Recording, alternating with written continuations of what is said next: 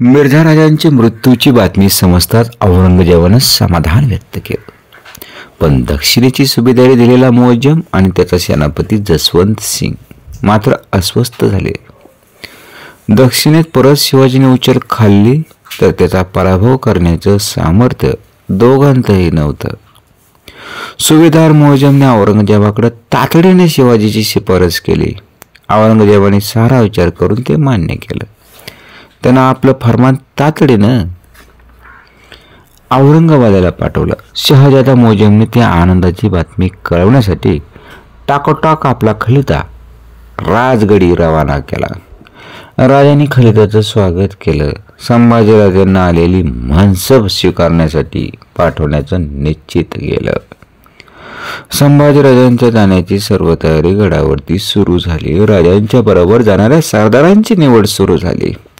रात्री राजा जिजाऊ साहेबांच्या माली बसलं होतं. जिजाऊ साहेबांच्या जवळ बाळराज होतं. पुतळाबाई, सोयराबाई, काशीबाई उभ्या होत्या. राजा म्हणाला, मासाहेब आता बाळराजे खरेखुरे मनसबदार बनणार. आबासाहेब तुम्ही आमच्याबरोबर येणार नाही? बाळराजांनी विचारलं. मनसब तुम्हाला आले, आमचं काय काम? बाळराजे विचारात पडलं. जिजाऊ साहेबांच्याकडे सरकत त्यांनी विचारलं, आणि आम्हाला एकटं ठेवून घेतलं तर? राजांच्या हसण्याने सारा महाल भरून गेला. जिजाऊ साहेबांच्या डोळ्यात पाणी आलं. म्हणाला, राजा असता मग पुरं एकटं मथुरेत राहिलं, त्याची भीती घेतली त्यानं. राजा म्हणा, मासाहेब तोही अनुभव नाही, काही वाईट नाही. पण बाळराजे आता काळजी करू नका, तुम्ही एकटे नाही, तुमच्यावर खुद्द आमचे सेनापती प्रतापराव गुजर येत आहेत. त्या खरेच फौजे आहे. तसा प्रसंग आलाच तर औरंगाबाद फस्त करून या. बाळराजा हसलं. राजांच्या शब्दांनी त्यांना धीर आला. जिजाऊ साहेबांनी विचारलं, खरंच प्रतापराव जाणार? मासाहेब आमचे युवराज जात आहेत, ते सडी कशी जाते? शहजादा मुअज्जम आमच्या मैत्रीची अपेक्षा करतो असं त्याच्या पत्रावरून वाटतं. त्याचाही अंदाज लागेल. औरंगाबादाची वार्ता घेण्यासाठी बाळराजांच्या बरोबर प्रतापराव सरनोबत आपल्या 5000 फौजेनेची जातील. निराजी पंत, कारकून, मरपंत, पेशवा, मुजमदार, सुर्ण सारे आमचं वैभव बादशहांच्या 5000 सामावलेलं नाही, हेही शहजाद्यांच्या लक्षात येईल. राजांच्या बोलाने जिजाऊ साहेबांची शंका दूर झाली. नवरात्रीचा जागर मोठ्या धामधुमीत पार पडला. राजांनी बाळराजांच्या सोने लुटलं. दिवस उलटत होते. दिवाळीच्या भाऊबीजीचा दिवस प्रस्थानासाठी निवडला. भाऊबीजीच्या दिवशी जिजाऊ साहेबांचं आणि राजांचे आशीर्वाद घेऊन बाळराजे मनसब स्वीकारण्याकरता औरंगाबादेला रवाना झालं. संभाजीराजे रवाना होताच राजांनी आपले जासूद कोकणात गोव्यात रवाना केलं. येणारी वार्ता राजा ऐकत होते आणि रांगण्याच्या पराभवाने धास्ती खाल्लेला आदिलशहा राजांशी मित्रताच्या तहाची बोलणी सुरू केली. राजांनी आदिलशाहीशी अंतस्थ तह करून टाकला. आदिलशाहीने अनेक अटीबरोबर 3 लाख रुपयांची वार्षिक खंडणीही मान्य करून टाकली. मनसब स्वीकारायला गेलेले संभाजीराजे मनसब स्वीकारून मोठ्या मानानं राजगडावरती परत आले. संभाजीराजे आता मोंगली दरबारचे 5000 मनसबदार झाले होते. शहाजादा मुअज्जमने संभाजीराजांचं चांगलं स्वागत केलं होतं. प्रतापराव सांगत होते, शहाजादांनी बहुत सन्मानाने राजांची भेट घेतली. संच तर जागा दाखवून पुरा बसवला. हत्ती, घोडं, जवाहर, वस्त्रे सर्वांस दिली असं राजांनी समाधान व्यक्त केलं. निराजीपंत म्हणे, बाळराजांच्या जहागिरीचा सर्व तपशील सविस्तर घेऊन आम्ही आलो. वऱ्हाड देशाचा 15 लाख होण्याचा मुलूक जहागीर म्हणून दिला. राजा सारा ऐकत होतं. सारे तपशील ऐकून झाल्यावर राजांनी मत व्यक्त केलं. निराजीपंत फार मोठी कामगिरी पार पाडली. आम्ही आता निर्धास्त झालो. मोगलाई आणि आदिलशाही दोन्हीशी तह झाल्यामुळं आता उसंत मिळेल. फौजेचा खर्च भागेल. आम्हाला आमचे मनसुबे पार पाडता येतील.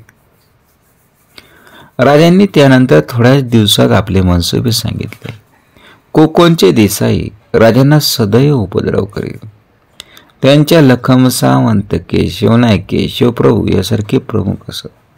राजांची पाठ फिरताच राजांच्या मुलकात ते दांडगाई करील. राजांचं सैन्य येतं असे दिसतात आपले मुलूक सोडून गोव्याचे आश्रयाला जायचे. हा त्यांचा रिवाज. मोगलाई आणि आदिलशाही यांच्याशी तह झाल्यानं राजांनी हा देसाईंचा प्रश्न कायमचा निकालात काढण्याचं ठरवलं. प्रतापरावाने विचारलं, आणि सावंत गोव्यात आश्रयाला गेले तर? राजा हसला, गोव्यात गेले तर तीच तर आमची इच्छा आहे. फिरंगी मस्तवाल झाले. आमच्या मुलकात येऊन आमच्या लोकांवर जुलूम करतात. नुकताच फिरंगी विजयीने हिंदूंनी बाळदेशातून 2 महिन्यात निघून जावं असा हुकूम काढलाय. 7,000 हिंदूंना जुलमानं वाटणं आलं. ह्या फिरंग्याचे असेच लाड चालू ठेवले, उद्या हिंदू धर्म उरायचा नाही. सुदैवानं आम्हाला भिवून देसाई बाळदेशात घुसले तर ती संधी घेऊन बाळदेश बिचराग करू. कोकणच्या सोरेवर राजा फौजेवर बाहेर पडला. राजांच्या अपेक्षेप्रमाणे राजे येत आहेत हे पाहताच कोकणच्या देशाईंनी बाळदेशात आश्रय घेतला. राजांना हेच हवं होतं. राजा त्वेषानं बाळदेशात घुसलं. आडव्या आलेल्या धर्मोपदेशकांचीही राजांनी गाई केलेली आहे. 4 पाद्र्यांना कंठस्नान घालून फौज जाळपोर करीत पुढे सरकत होते. राजांनी 3 दिवसात अनेक खेडी बिचराग केली. पोर्तुगीज सैन्य त्यांचा आरमार यांची स्थिती न बाळगता सुमारे 1300 लोकांना कैद केलं. तेव्हा कुठं बाळदेशाकरांचे डोळं उघडलं. राजा डिचोलीला थांबलं होतं. तेथे पाद्री गोसाळू रामोजी कोठारी शेणवी 10ची बोलणी करावयास आलं. राजांना जास्त काळ बाळदेशात गुंतून राहणं शक्य नव्हतं. त्यांनी तहाला मान्यता दिली. तह पक्का करण्यात राजगडला येण्यास सांगून राज आपल्या सैन्यासह माघारी आलं. त्या तहामुळे कोकण देशांचा आश्रय तुटला. राजांचा हेतू सफल झाला. राजांनी पकडलेले कैदी बाइज्जत मुक्त केले आणि बाळदेशकरांच्या वाढत्या धर्मांतराला पायबद्ध झाला. राजा राजगडावरती आलं आणि बाळदेश्वरीने पोर्तुगीजांबरोबरच इंग्रजही घाबरले. आदिलशाही आणि मोगलाई यांच्याशी सख्य करून बसलेल्या शिवाजीची इतराजी होईल असं त्यांना वाटू लागलं. इंग्रजांचा आणि पोर्तुगीजांचा वकील राजांच्या स्नेहासाठी गडावरती वारंवार येऊ लागले. दोघांनाही न दुखवता राजा आपला वचक कायम ठेवून बोलणी करीत होता. राजा 2 प्रहरी विश्रांती घेत होता. त्यांचा नुकताच डोळा लागला होता. त्यांच्या कानावर हाकाली, महाराज. राजाने डोळे उघडलं. मनोहरी राजांच्याकडे पाहत होते. राजांच्या चेहऱ्यात स्मित झळकलं. त्यांनी विचारलं, अगं काय ग म्हणू? पंतांनी जाग करायला सांगितले असंच ना? राजा म्हण, तू जा, आम्ही सदरेच येत आहोत. मुनारे गेले. थोड्याच वेळात राजा सदरेत आलं. बाहेरच्या सदरेवर मोगली सैनिक दिसत होतं. त्यांनी राजांना मुजरं केलं. मोरोपंत म्हणाले, महाराज शाही फरमान 2 दिवसात गडावर येत असल्याची वर्दी घेऊन औरंगाबाद आले. बाळराजांच्यासाठी आणखी एक फर्मान आलं. राजाने विचारलं, फरमान आपल्या नावे आहे? मोरोपंतांनी सांगितलं. राजा क्षणभर विचारात पडलं. ठीक आहे, वर्दी घेऊन आलेल्यांना चांगला सत्कार करून पाठवा. शहजादे मुइझम यांना आम्ही पत्र देणार आहोत. राजांचं पत्र घेऊन वर्दी स्वार औरंगाबादेला गेले. फरमानाच्या स्वागतासाठी तयार करण्याचे हुकूम राजाने दिले. गडाखाली थोड्या अंतरावर फरमानवाडी उभारण्यात आली. राजा बाळराजांना म्हणाले, बाळराजे, आमच्या फरमानाचं स्वागत तुम्ही करा. हो, बाळराजे म्हणाले. राजा आपले हसू लपित म्हणाले, तुम्ही मोगली मनसबदार, तुम्हाला ते करता येईल. पण बाळराजे पहा, शाही रिवाजात कसूर होता उपयोगी नाही. आम्ही कसूर करणार नाही, अजाणतेपणे बाळराजे बोलून गेले. तेच म्हणता आम्ही फरमानाचा उंट दिसू लागला. आणवानी पुढे जाऊन गुडघे टेकून जमिनीवर बसायचं. उंट आला की खालच्या मानेनं फरमानाचा शिकार करायचा. फरमान मस्तकी लावायचा. मग ते मस्तकावर धरून वाजत घालत गडावर आणायचं. बाळराजांचा चेहरा घोरा मारला. ते म्हणे, आम्हाला नाही जमायचं. सारा असलं पण राजा गंभीर होता. बाळराजांना जवळ घेऊन ते म्हणाले, बाळराजे, तुम्ही आमचे ना? हो, आम्ही एकदा सारं केलंय. राजकारणात सारं करावं लागतं. मान अपमान गुंडाळून ठेवावं लागतं. तुम्ही आमच्यासाठी करायला हवं, नाहीतर हे आम्हाला करावं लागेल. बाळराजाने राजांच्या व्यथित चेहऱ्याकडे पाहिलं.